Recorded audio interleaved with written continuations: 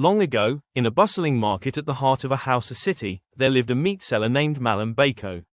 Every morning, he sharpened his knives and called out to the people. But unlike others, Mallam Bako had a secret. The city awoke with the first call of the muezzin, the smell of fried bean cakes drifting from roadside stalls, and the cries of traders arranging their wares. Spices filled the air, pepper, ginger, cloves, mixing with the laughter of women balancing calabashes and the arguments of men haggling over prices. The market was alive, and at its center was Mallam Bako's stall. He was not the most popular of the butchers. In fact, many did not respect him. Fathers would point him out to their daughters and say, "Do not waste your time with such a man, for what can a mere meat seller give you?" Mothers whispered to their sons, "Work hard so that you will become rich and not end up like Bako." Other meat sellers laughed at him openly. They thought him foolish for being honest. While they found clever ways to place heavy bones beneath their scales to cheat customers, Bako's hands never trembled when he weighed meat. While others shouted harshly, he spoke gently, with a smile. He was neat in appearance, his white kaftan always clean, his cap well placed upon his head. More than that, he had a habit of complimenting his customers.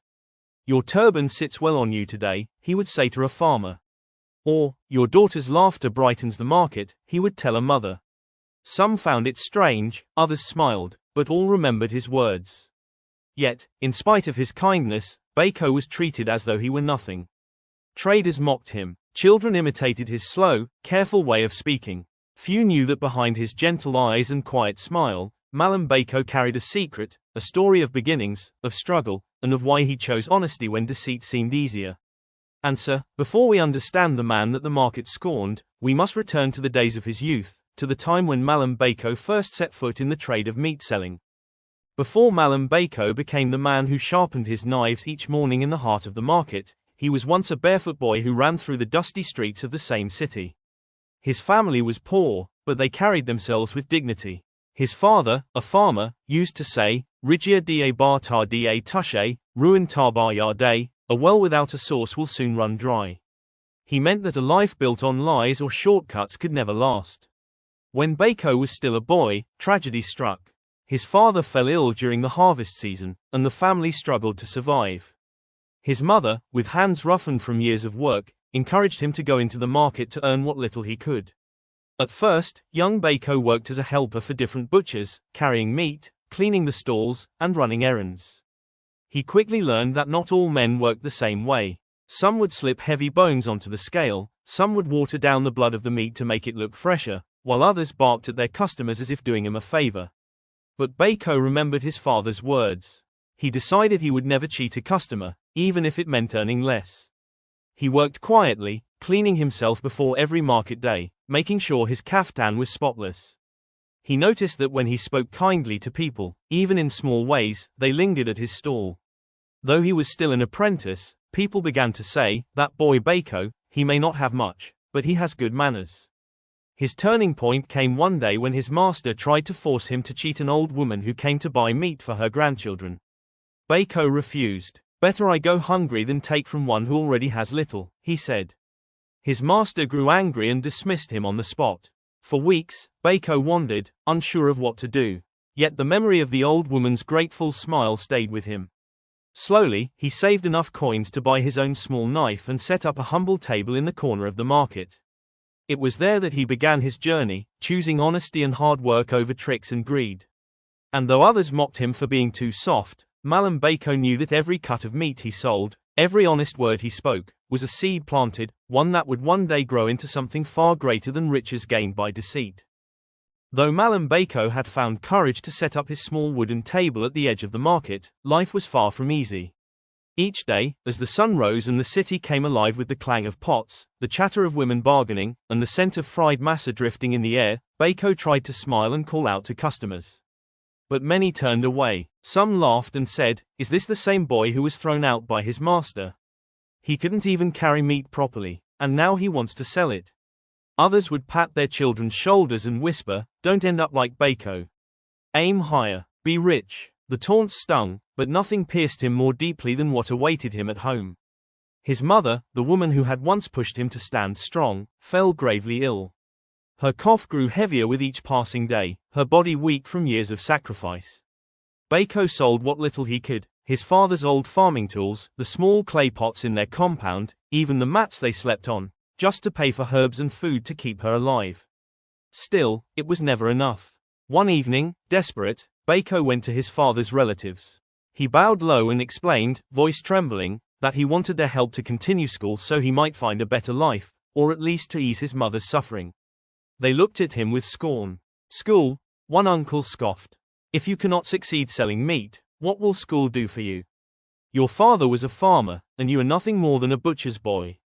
That is your fate. Another added, even if we give you money, you'll waste it. Better you learn your trade and stop dreaming. The words fell heavy on him like stones.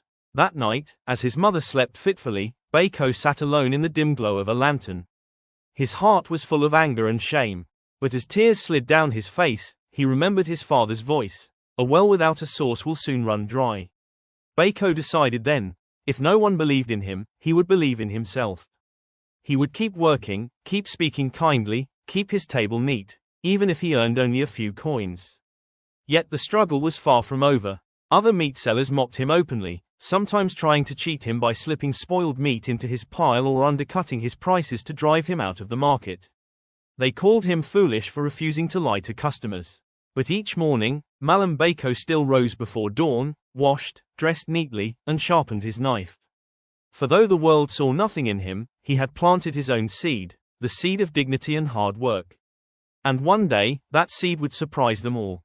The days grew harder for Mallam Bako. His sales barely brought enough to buy food for himself and his mother, and the weight of whispers in the market pressed on him like a shadow. Sometimes, he stood behind his stall for hours while other sellers' tables emptied quickly. Then one evening, a storm broke over the city. The winds tore through the market, and when Bako returned the next morning, his fragile stall of wood and cloth was nothing but splinters. Other sellers laughed as he stood staring at the ruins. See, even the wind knows you don't belong here, one jeered. You should give up and find real work, another mocked. For the first time, Bako almost listened. He thought of his sick mother, of the nights he went to bed hungry, of his father's relatives who told him he would never achieve anything. Perhaps they were right, he thought. But his heart would not let him quit. With trembling hands, he gathered the broken pieces of his stall and set them upright again, shabby but standing. It was on one such difficult day that a young man named Musa came into the market.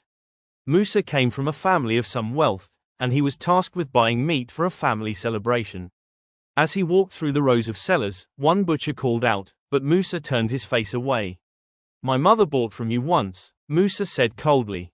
You cheated her. I will never buy from you again. His eyes then fell on Mallam Bako's small, almost empty table. He saw how neat Bako was, how he greeted him with respect despite having little to sell. Something about his calmness caught Musa's attention. I need a large quantity of meat, Musa said. Do you have enough? Bako looked at his nearly bare table. Not today, he admitted honestly, but if you will wait, I can go to the slaughterhouse and get more. They trust me, and I will not fail you. True to his word, Bako hurried to the slaughterhouse. Though he had no money in hand, the butchers there gave him meat on credit, for they knew that Bako always paid what he owed. Sweating and breathless, he carried the heavy load back to his stall and carefully prepared Musa's order. When Musa received the meat, he studied Bako's manner, the courtesy in his voice, the cleanliness of his stall despite its broken boards, the honesty with which he spoke. He was impressed. You are not like the others, Musa said, handing him crisp naira notes.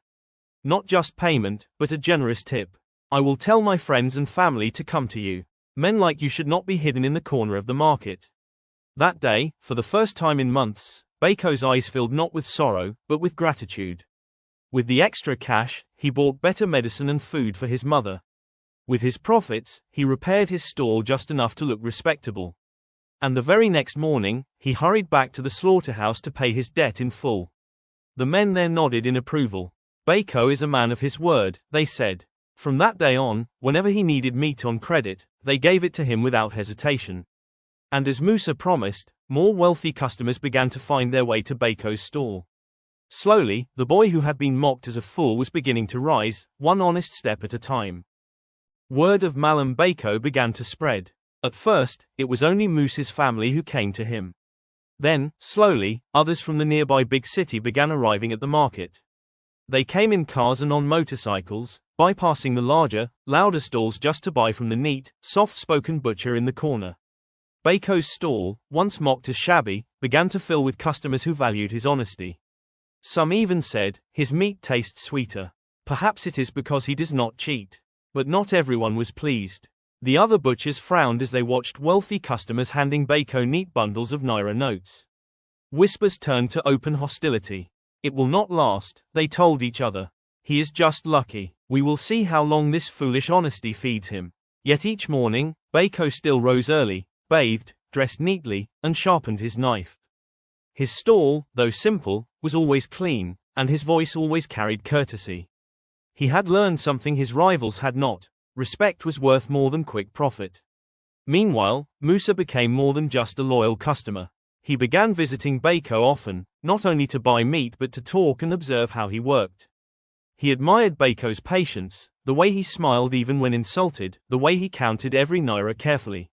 One afternoon, as the two sat together after the market had quieted, Musa said, "Bako, you are building something good.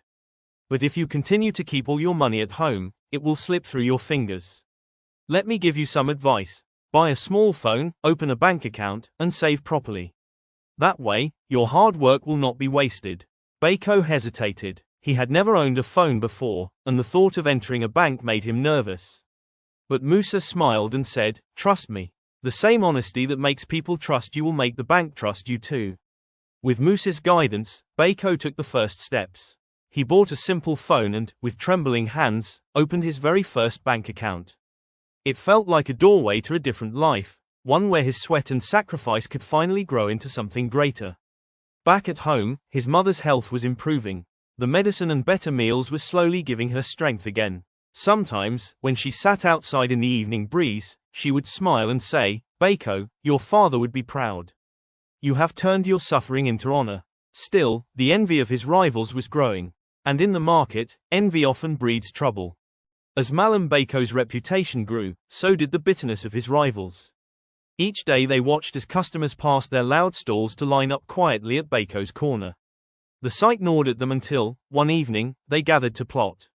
"This boy is too clean, too praised," one spat. "He makes us look like thieves," another growled. "Then let us prove he is no better than us," a third suggested. The next morning, a strange story spread through the market. Some whispered that Bako had mixed old meat with fresh. Others claimed he had overcharged a poor woman. None of it was true, but the rumors spread like wildfire. A few uncertain customers turned away from his stall. Bako's heart sank, but he held firm. The truth will always shine brighter than lies, he told himself.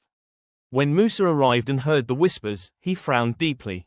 He knew Bako too well to believe such talk.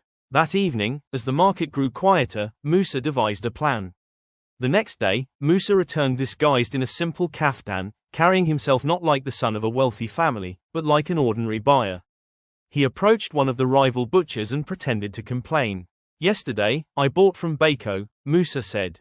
"He cheated me. Is this how he treats everyone?" The butcher, thinking he had found an ally, smirked. "Of course. He is a fraud. Come, buy from me. You will see the difference."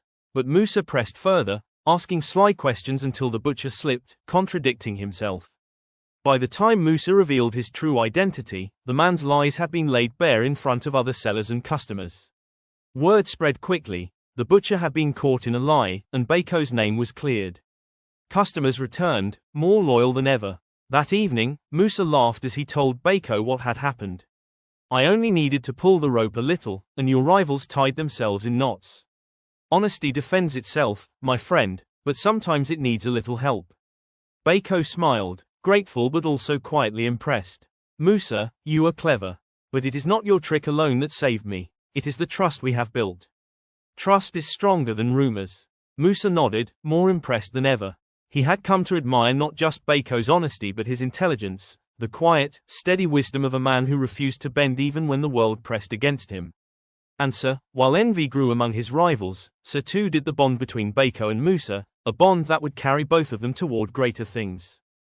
By the time Mallam Bako turned 24, his small stall had grown in reputation. Customers from the city came often, and the butchers at the slaughterhouse now greeted him warmly, knowing he always paid his debts promptly. His mother, though not fully strong, was healthier than she had been in years. One quiet evening, after a busy day, Musa sat with Bako outside the stall.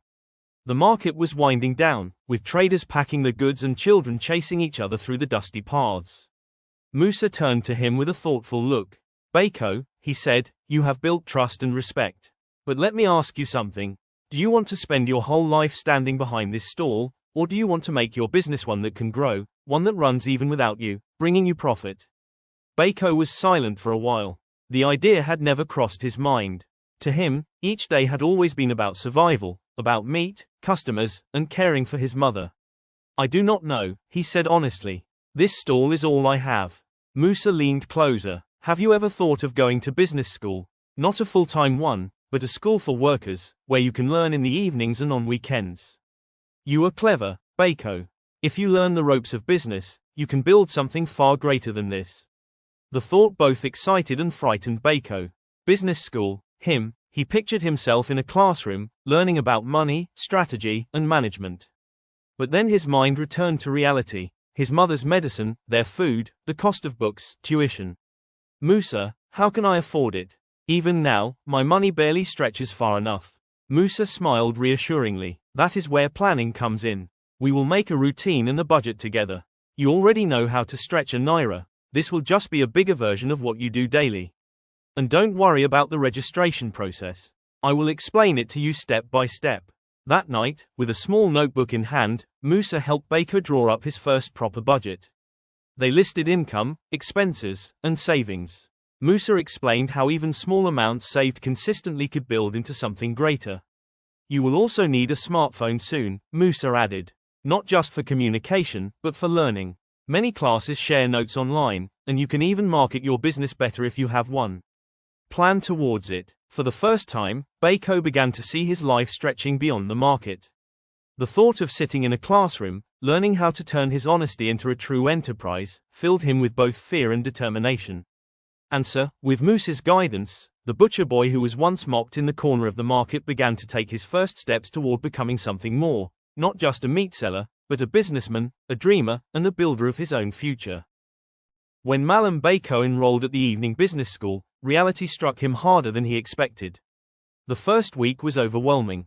Sitting in a classroom again after so many years felt strange. The other students scribbled notes quickly, asking sharp questions. Some had grown up in families that already ran shops, supermarkets, or even small companies. Bako, meanwhile, had only the market, a knife, and his father's old wisdom to guide him. At first, he struggled. Concepts like profit margins, cash flow, and customer retention sounded like foreign languages. More than once, he wondered if his uncles had been right, if he was chasing dreams too big for him. But whenever doubt filled his mind, he remembered his father's words: "A well without a source will soon run dry." Knowledge, he realized, was the source he needed to make his business flow. His days became a cycle of sacrifice. Early mornings, he rose before dawn, sharpened his knife, prepared his stall, and served customers until afternoon. Late afternoons, he hurried home to cook for his mother, ensuring she ate before her medicine. Evenings and weekends, he attended classes, sometimes fighting to keep his eyes open, but never missing a session. It was not easy. Some nights he returned home exhausted, too tired to even eat. But Musa was always there to encourage him. Musa's support went beyond words. He helped in practical ways. He often stood at Bako's stall in the late afternoons, allowing Bako to leave early for class. He explained school assignments in simple terms, reviewing his notes with him under lantern light. Sometimes, when Bako had no money for textbooks, Musa shared copies or helped him find second-hand versions at a cheaper price. Despite the challenges, blessings also began to appear. Musa introduced Bako to friends in the city who owned restaurants and catering businesses. "This is the man I told you about," Musa would say proudly. "He is trustworthy. His meat is always fresh." Soon, Bako began supplying not just individuals, but restaurants that ordered in bulk. It was hard work, preparing, delivering, and still keeping his stall running, but it meant more income. With the extra earnings, he bought better care for his mother, and even began saving more consistently. One evening, after finishing a long day of classes, Bako walked home under the dim streetlights, his books tucked under his arm. His body ached, but his spirit was alive. For the first time in his life, he wasn't just surviving, he was growing. The boy who once struggled to keep a broken stall standing was now building something greater: a business, an education, and a future. And though the road was heavy, he walked it with determination, never alone, for his father's wisdom guided him, and Musa's friendship strengthened him at every turn.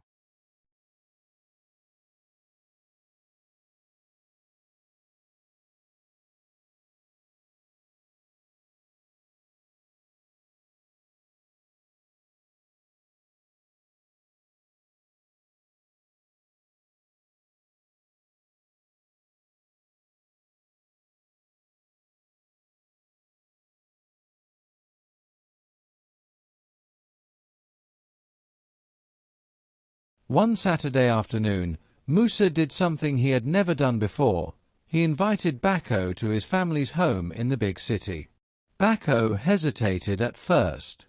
He had always imagined Musa's home to be far above his reach, a world of wealth and polish. But Musa insisted, "You are my friend, Bako. Come and see another side of life. You belong, too." When Bako arrived, dressed in his cleanest kaftan and polished sandals, Musa smiled proudly. Despite his modest background, Bako carried himself with dignity. His neatness and courtesy made him blend effortlessly into the elegant home. Musa's family welcomed him warmly. For the first time, Bako learned more about Musa's background. His family owned a large agricultural export business. They specialized in processing and exporting shea butter, groundnuts, and sesame seeds to international buyers. Over the years, the business had grown into an empire, built on the same principles Bako himself valued: honesty, consistency, and hard work. That day, Musa's father was preparing for a meeting with investors. Seeing how eager Bako was to learn, Musa whispered to his father, "Baba, this is my friend Bako, the one I always talk about. He is hard-working, trustworthy, and full of ideas. May he sit with us in the meeting?" His father nodded with interest. "Let him. Fresh eyes see what we sometimes overlook." So, Bako found himself seated in a polished boardroom, nervous but observant. As the discussion unfolded, investors raised concerns about logistics costs. Transporting products from rural areas to ports was eating into profits. The executives proposed expensive solutions, but none seemed practical. Then Musa's father turned to Bako. "Young man, you've been quiet. Tell us, what do you think?" Bako's heart raced. He swallowed, then spoke humbly but firmly. "Sir, forgive me if I speak out of place. I come from the market, where transport costs are also a burden. But I have seen a simple method used by traders. Instead of sending trucks half-filled with only one product, they form cooperatives, sharing space, filling the truck, and reducing cost per trader. Perhaps your suppliers in the villages could do the same. Group them by region, let them send their harvest together. It would save fuel, reduce trips, and strengthen their trust in your company." The room went silent for a moment. Then one of the investors leaned forward. "That makes sense. It's simple, but highly effective. Why hasn't anyone thought of this already?" Musa's father smiled, his eyes resting proudly on Bako. "Because sometimes wisdom hides in plain sight, in the marketplace." The investors nodded in agreement, scribbling notes. By the end of the meeting, the cooperative transport idea had been adopted for a trial. As the guests left, Musa's father placed a hand on Bako's shoulder. "You have a sharp mind, young man. I see why my son speaks so highly of you. From now on, whenever we have important meetings, you are welcome to sit with us." For Bako, it was a turning point. Not only was he running his meat business, now large enough to hire an apprentice, but he was also being invited into boardrooms where decisions that shaped industries were made. That evening, Musa whispered as they left the meeting. "Do you see now, Bako? You don't only belong in the market. You belong in rooms like this, too." And for the first time, Bako began to believe it. Bako's life began to move in two directions at once.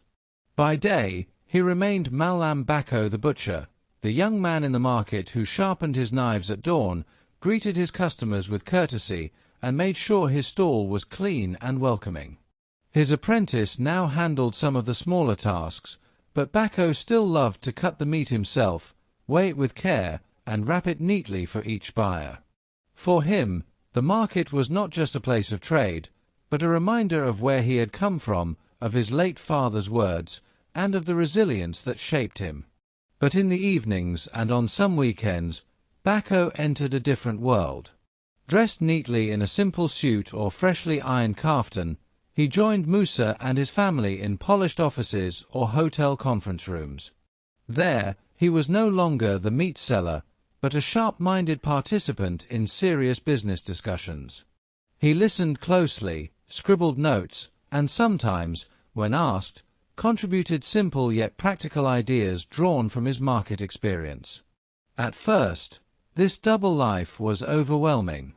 Some days he would leave the market exhausted, hands aching from cutting meat, only to sit in a meeting where men in suits talked of contracts worth millions of naira and dollars. He often felt out of place, afraid that one day someone would laugh at him, saying, "What is a butcher doing here?" There were moments of doubt too. One night, while caring for his mother, he confessed quietly, "Mama, sometimes I feel like I don't belong in that world. I am only Bako, the boy who could not even finish school." His mother, frail but wise, smiled at him. "My son, you are Bako, the boy who chose honesty when others chose trickery. You are Bako, the man who carried me on his back to the hospital when no one else would help. If you belong in the market, then you also belong in those rooms. Do not forget who you are, but do not fear who you are becoming." Her words became his anchor. Musa, too, played his part.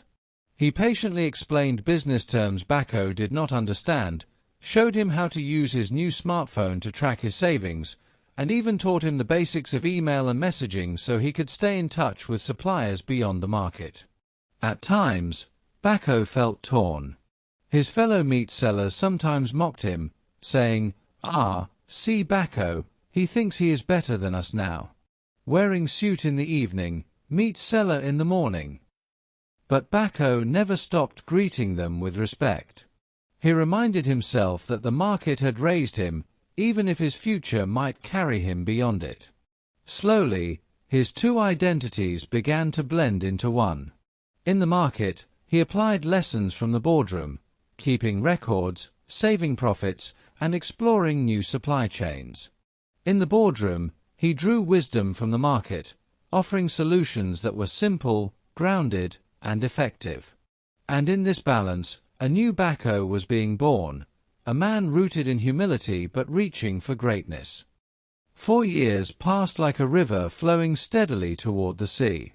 In those years, Bako carried the weight of many responsibilities: the market, his mother's care, his studies, and his new business lessons. There were days he nearly collapsed under the pressure, but he never gave up. Slowly, step by step, he grew. At last, the day came, Bako's graduation. The sun shone bright that morning, and the air was filled with music and laughter. His mother sat in the front row, wrapped in a brand new Ankara wrapper that Bako had bought for her. It wasn't just a gift, it was the beginning of something bigger, a small wrapper and fabric business he opened in her name, so she could stand proudly as a businesswoman, not just as someone's mother. When Bako's name was called, he walked across the stage in his graduation gown, his heart pounding. He held his certificate high, and the crowd erupted in applause. His mother's eyes glistened with tears of joy, and Musa, seated beside her, cheered the loudest. For a moment, Bako closed his eyes and thought of his late father's words, "Do not fear who you are becoming." That evening, the celebration continued. Friends, neighbors, and even former doubters filled their compound to share food, music, and dancing. It was not just Bako's graduation. It was proof that discipline, hard work, and honesty could carve a path through even the hardest stones of life. But blessings did not stop there. Through Musa's family's enterprise, Bako had been included in a major business deal, and as a trusted contributor, he was rewarded with a 10% cut. For the first time in his life, Bako held enough money to make a big move. Instead of spending it carelessly, he made a bold decision. He bought the very small market where he had once been mocked and dismissed. Now, he was not just a butcher. He was the owner of the marketplace, employing others and supervising multiple projects. He still visited often, walking through the stalls to greet his workers and ensure everything was running smoothly. And oh, how the story had changed.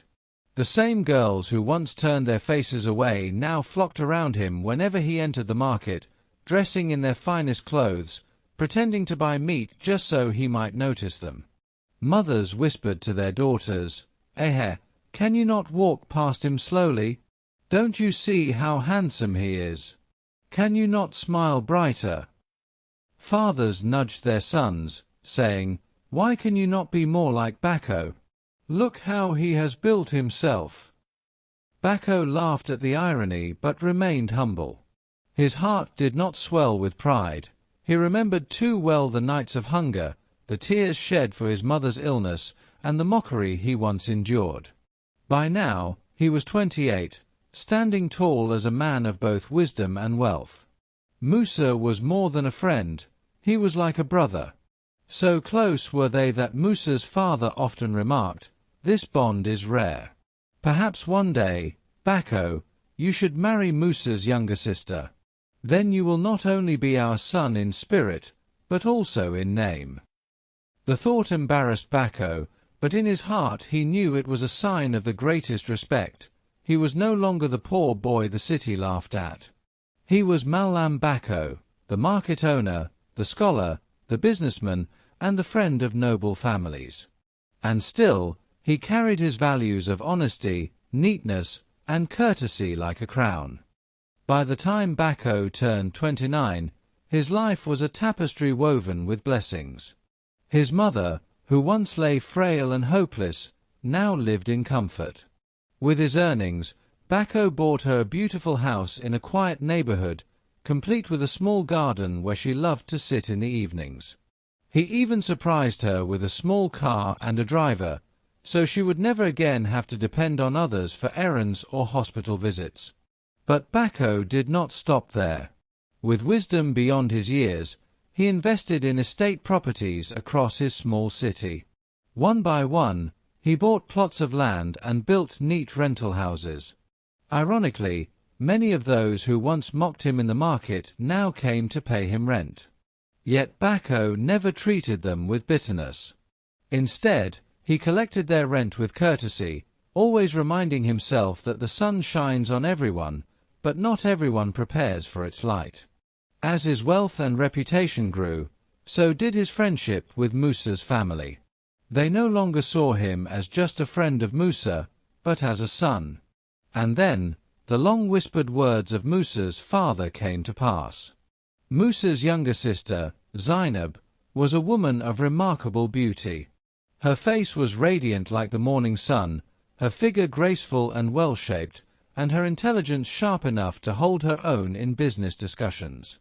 Unlike many who tried to impress Bako only after his success, Zainab had quietly admired his humility and strength from the beginning. When their families blessed the union, the city buzzed with excitement. The wedding was grand but dignified, filled with music, dancing, and prayers.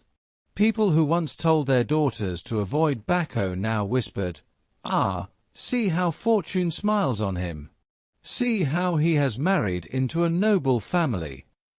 Fathers who once mocked now told their sons, work hard, my child. Be like Bako. At the wedding feast, Musa stood and spoke with a wide smile. Bako is not just my friend, He is my brother. Today, I rejoice because my sister has married a man of honor, and my family has gained a son." The crowd erupted in cheers. Bako's heart swelled with gratitude. He looked at his bride, at his mother smiling proudly, at Musa's family who had embraced him, and he whispered a silent prayer, "Why, Allah, thank you. Let me never forget where I came from. Let my wealth never blind me, and let my heart always stay humble." From that day forward, Bako was no longer just a meat seller, nor merely a businessman. He was a husband, a son, a friend, a landlord, and a respected man in society. His life became a living folktale, told in marketplaces, schools, and homes, a story of how honesty, hard work, and kindness can lift a man from the dust to the throne of respect. And so, Mallam Bako's name lived on, not just in the city where he started, but in the hearts of those who believed that with patience, faith, and integrity, even the humblest beginnings can lead to the greatest blessings.